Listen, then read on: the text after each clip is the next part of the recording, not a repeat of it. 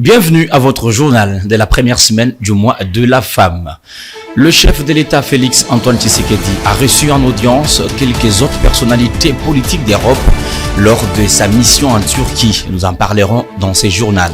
Grève de motards dans la ville-province de Kinshasa. Les professionnels des guidons ont déclenché cette protestation ce lundi 4 mars et ce, un mois après l'ère Ava était interdit de circuler dans la commune de la Gombe.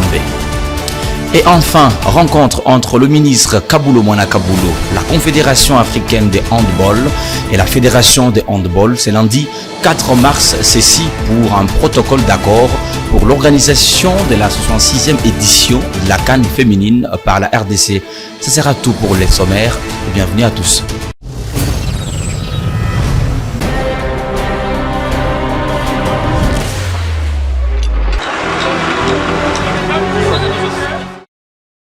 En mission en Turquie, le président Félix Tshisekedi a accordé quelques audiences le samedi 2 mars dans la ville d'Antalya.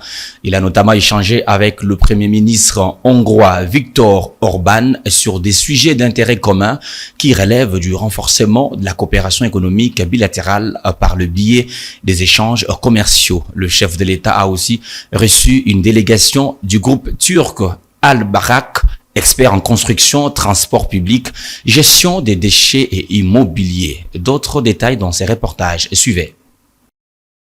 Deuxième jour de la visite du président Félix Tshisekedi à Antalya, en Turquie, où il a reçu ce samedi en audience le premier ministre hongrois Viktor Orbán, qui a tenu à féliciter en personne le président congolais pour sa réélection lors de la présidentielle du 20 décembre 2023. Lors de leur entretien, les deux hommes politiques ont abordé des sujets d'intérêt commun, parmi lesquels la volonté de renforcer la coopération bilatérale par le biais, entre autres, d'échanges commerciaux entre la Hongrie et la République démocratique du Congo. Le président Tshisekedi a ensuite accordé une audience à une délégation d'investisseurs turcs menée par M. Ahmet Al-Bayrak, président du groupe Al-Bayrak, une société de construction active sur 3 continents et qui emploie à ce stade 20 000 personnes réparties en Turquie, en Somalie, en Guinée-Conakry, en Azerbaïdjan, au Pakistan et au Maroc. Nous sommes en même temps spécialistes de réaménagement urbain, aussi embellissement de la ville.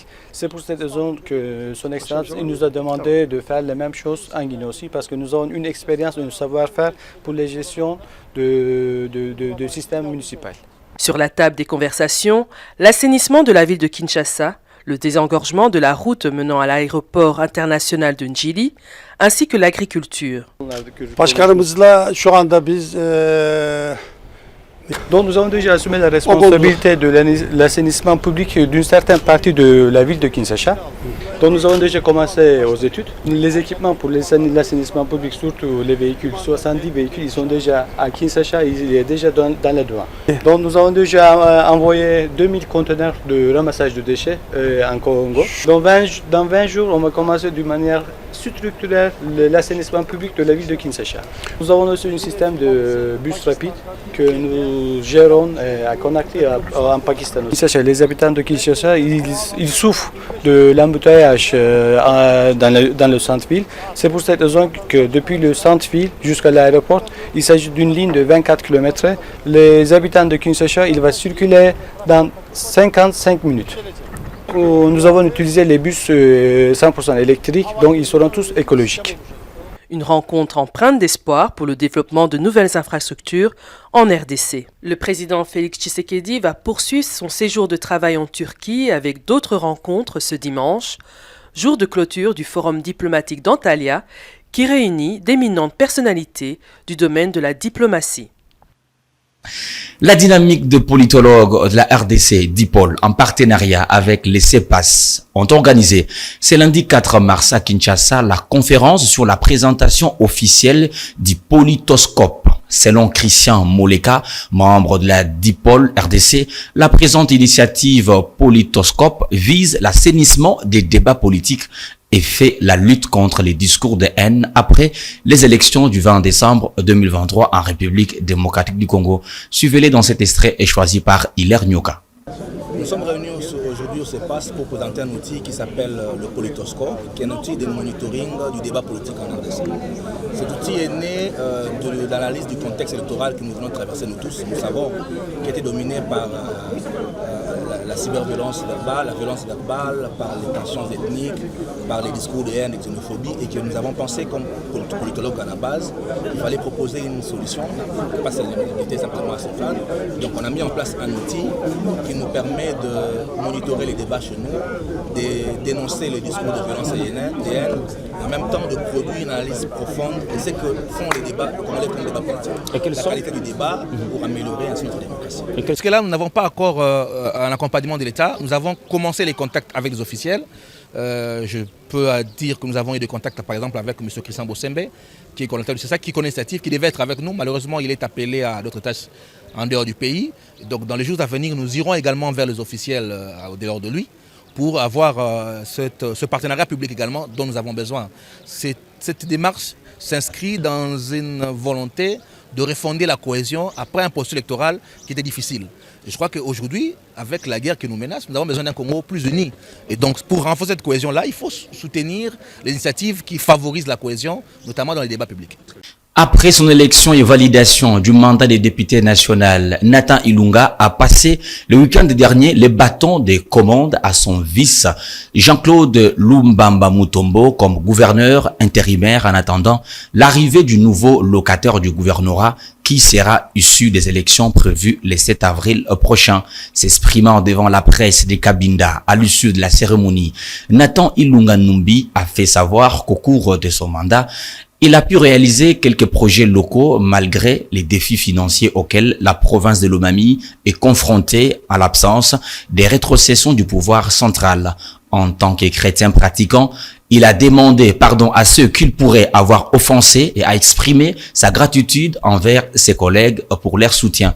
On écoute un extrait de son interview choisi par Sylvain Fizemukadi. C'était notre volonté de servir ce peuple, servir notre province avec âme et conscience, et nous l'avons fait.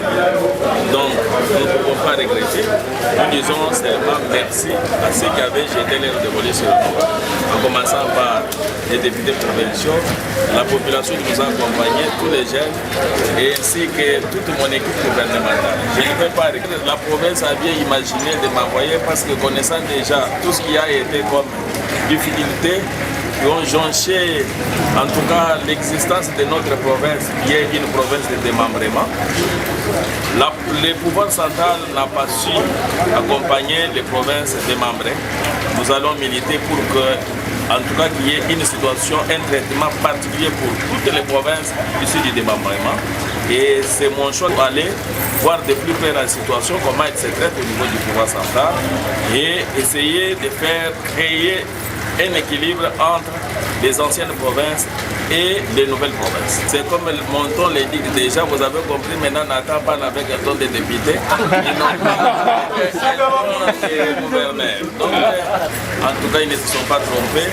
Nathan est la personne la mieux placée aujourd'hui pour défendre non seulement les intérêts de sa base, qui est le territoire de Cabinda, mais également toute la situation de la province de Lomami, ainsi que la situation de la République démocratique du Congo, notre mère patrie. J'ai dit que je demande à toute la population, parce que j'ai été gouverneur, je crois que dans mes actes, je n'ai pas manqué de toucher ou de léser certains ou certaines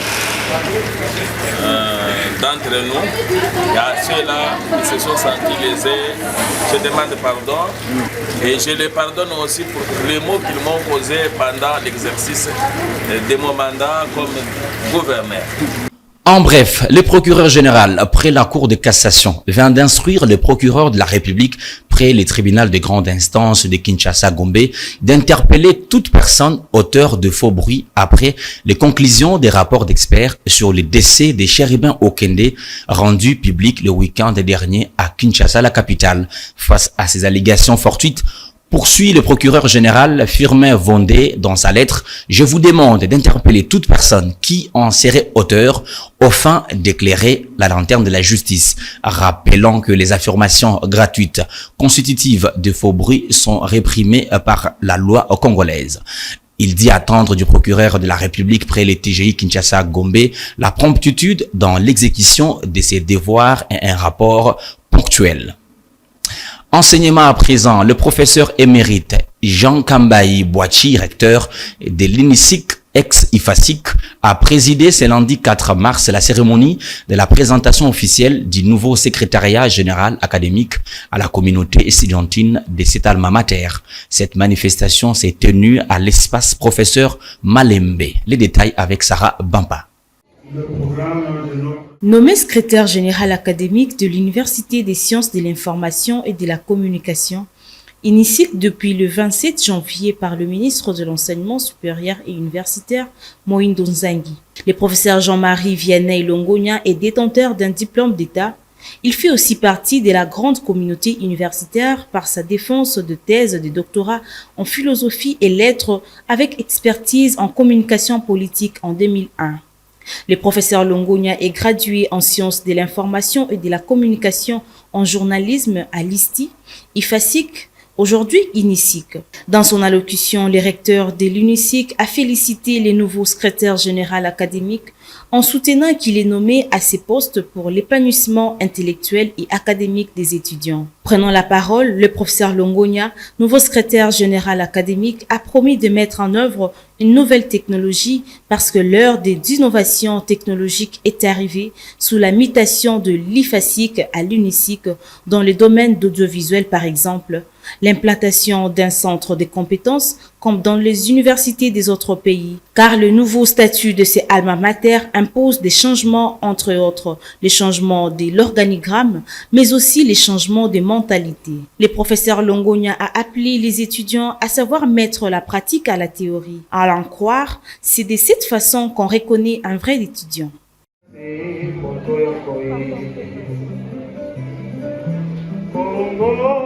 En marge du mois de la célébration des droits de femmes, parlons éducation dans ce journal. Le métier enseignant est pris comme étant un métier noble, raison pour laquelle l'actuel régime essaye de redorer son blason terni, a affirmé Madame Luzolo, institutrice du degré terminal à l'école primaire Selembao 8. Du haut de ses 89 ans d'expérience dans l'éducation, cette dernière encourage le gouvernement congolais à garantir une sortie honorable pour tout enseignant attendu à la retraite. Basile Mouya nous fait découvrir cette enseignante à Selembao. Suivez.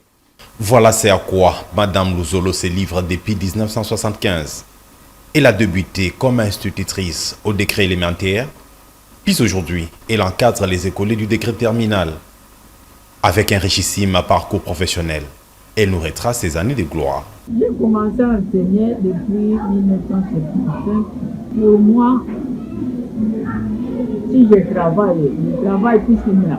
C'était un métier que j'ai choisi parce que je voyais mes maîtres et mes maîtresses, comment est-ce qu'ils vivaient. Ils avaient une bonne vie d'après moi. C'est pourquoi j'ai choisi ce métier. Au fil du temps, ce métier qui a perdu ses lettres de noblesse est en train de retrouver peu à peu sa place. Un effet de la volonté politique du régime Tshisekedi, affirme-t-elle. L'enseignement, nous connaissons beaucoup. Nous enseignons et nous apprenons. Nous enseignons et nous apprenons. Okay. Dans les salaires ne correspondent pas. Les salaires ne correspondent pas. Nous sommes souvent des locataires. Ce que l'État nous donne ne correspond pas.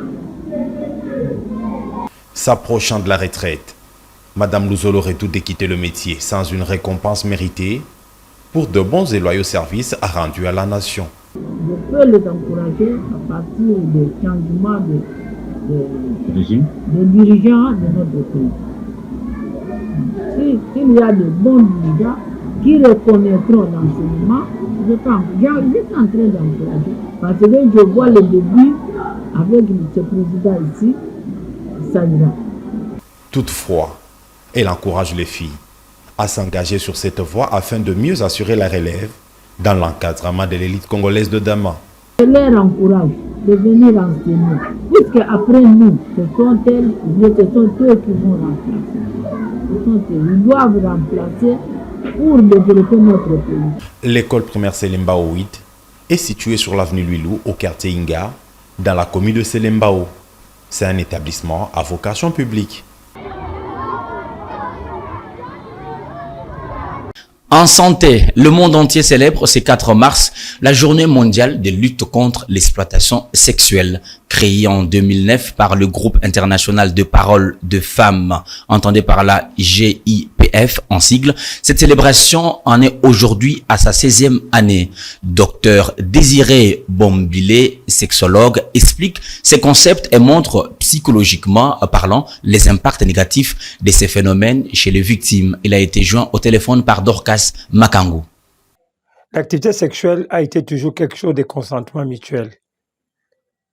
Quand on prend une forme par force, c'est ce qu'on appelle la violation, et c'est quelque chose qui les met dans de mauvaises conditions. Une personne qui a connu l'agression sexuelle, la première des choses, elle se sent frustrée. C'est la frustration qui est les premiers signes d'une personne agressée. Et cette frustration se manifeste par un ressentiment de rejet, un ressentiment d'abandon, un ressentiment de douleur. Cette personne aura tendance à être agressive, verbalement tout comme physiquement. Cette personne aura la difficulté de vivre avec les gens. Cette personne aura la difficulté de s'épanouir sexuellement parlant. Il va développer ce qu'on appelle la frigidité. Parce qu'elle a la frigidité. C'est la conséquence la plus grande psychologique qui se manifeste avec ces tableaux. Alors, pour aider cette personne à quitter ce monde, il faut d'abord un climat de confiance. Il faut la comprendre. Et il faut l'aider à savoir que tous les hommes ne sont pas les mêmes. Il faut lui donner le goût de revivre encore sa vie sexuelle. Parce que la plupart des cas comme ça, sexuellement parlant, c'est une personne qui est perdue. Chaque fois qu'elle sera devant un homme, elle pensera à cet acte-là. Chaque fois qu'elle sera devant un homme, dès qu'elle pense à cet acte-là, les dégoûts arrivent. Il y a même des personnes qui ont même décidé de ne plus se marier. Tout ça, ce sont des conséquences des actes comme ça. Vous comprenez? Et surtout, quand elle a peut-être, après cet acte-là de violence, elle se trouve grosse ou elle se trouve dans une maladie, donc ça aggrave encore psychologiquement son traumatisme. Je l'ai annoncé dans les sommaires, grève des taximens moto, c'est lundi 4 mars à Kinshasa. Cette initiative intervient un mois après l'application d'une série de mesures prises par le vice-premier ministre et ministre de l'Intérieur, Sécurité et Affaires coutumières Peter Kazadi, interdisant aux taximens moto d'accéder dans la commune de Lagombe. Billy Kabidi nous en parle dans ses reportages. Ce mouvement de grève a été déclenché après que ces taximans de moto faisant le trafic entre les ronds-points des Huileries et la commune de Lagombe ont toqué plusieurs fois à la porte des autorités pour en espérer à la révision de cette décision, mais sans succès. Bon, to sali grève par rapport à Makambo et le Kinabiko Yebi, il y a interdiction. Eza loi, eza interdiction, ba interdit biso Gombe Mobimba. Il y a que to moto za na Gombe il y a au moins 3 semaines en ba famille belé bazana pasi ba moto ebungi kangi ba bomi ba mota ba client musupe baza passe na minute otoza na il y a 4 montards o ba kufaki plus client moko ndeta en total que depuis Makamango et bandi jusqu'à maintenant, solution est atteinte. Ces derniers ne comprennent pas les changements de limitation initialement prévus au niveau de l'avenue du Livre, mais ils se font arrêter sur cette même avenue.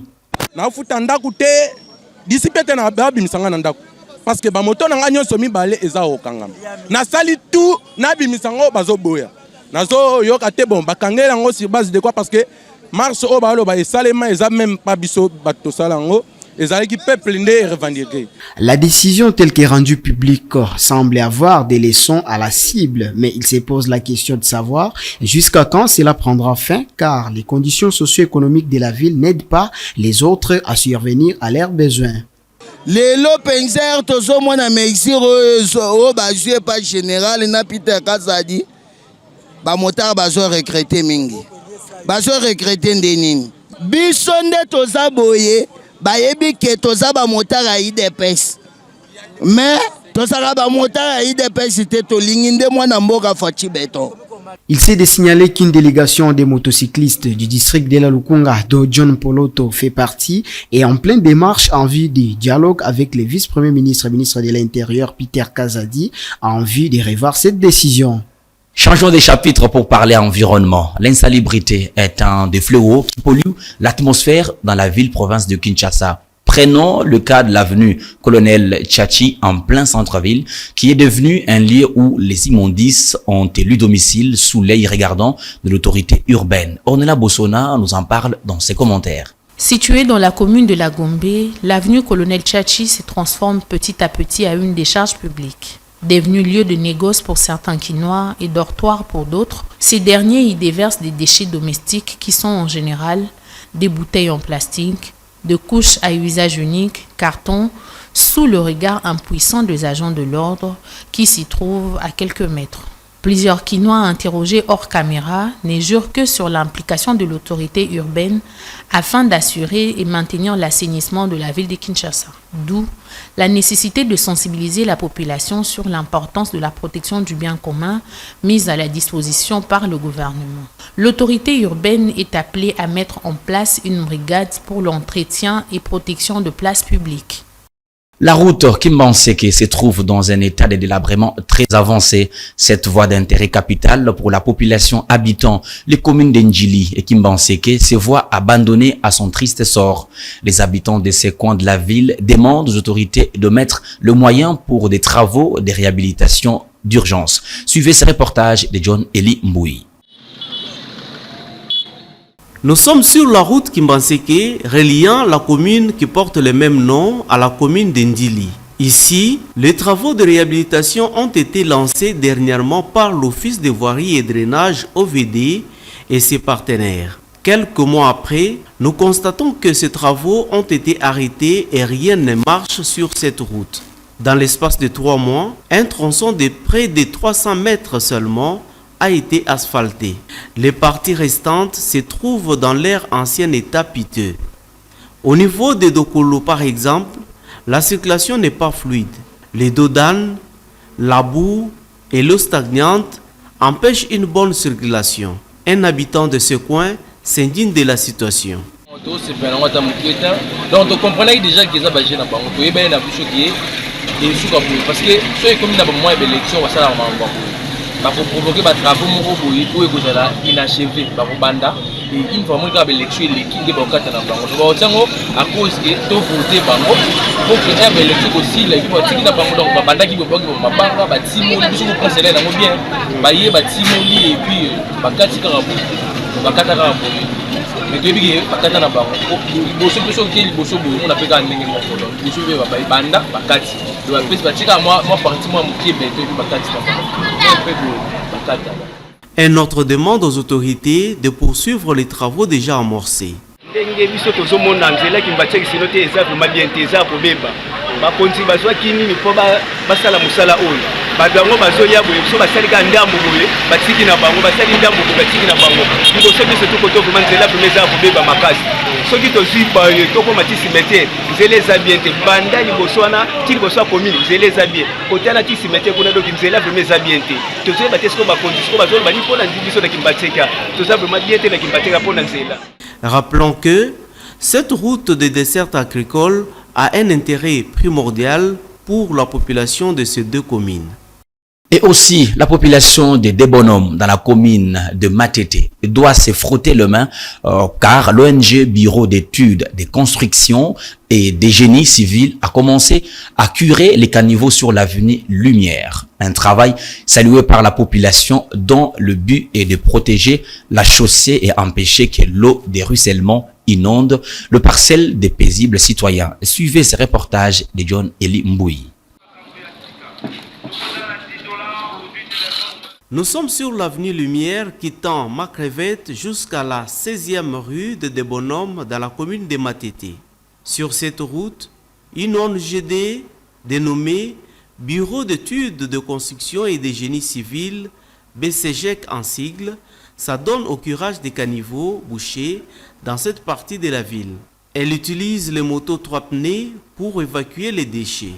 À en croire les ouvriers trouvés sur place, Cette initiative entre dans les projets Kinbopeto pour la sécurité de la chaussée et aide la population de cette partie de la ville afin de prévenir des inondations pendant la saison pluvieuse.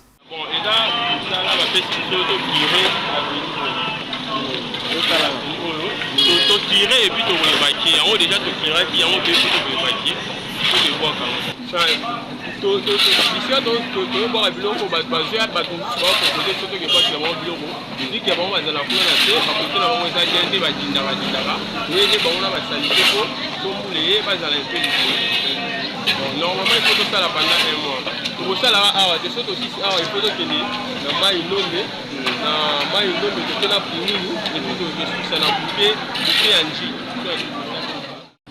tozala bamoto eyaki bwaka yango na bato badinda balupangu nde bato tocharge yango na moto yoki bwaka yango na balupangu bato oyo bazodindaka na kati ya debonome nde tofaki yango lia nde tobimisa ekauki tofaki bwaka yango na debonome place bato oyo badindaka kati ya balupangu eyo motu yango na lobi eloko esimbiki sasa eza chrétien oyo pasi na kati ya debonome soit sasa mobili.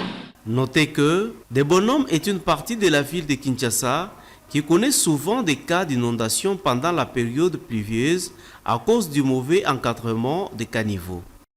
Et en sport, sous la supervision du ministre des Sports et Loisirs François Kaboulou-Moana Kaboulou, la Confédération africaine de handball, représentée par son président Mansourou Arimou, et la Fédération de handball du Congo, conduite par son président Amos Mbayo Kitenge, ont signé ce lundi 4 mars 2024 à Kinshasa les protocoles d'accord pour l'organisation par la RDC de la 72e édition de la Coupe d'Afrique des Nations féminines au mois de novembre prochain.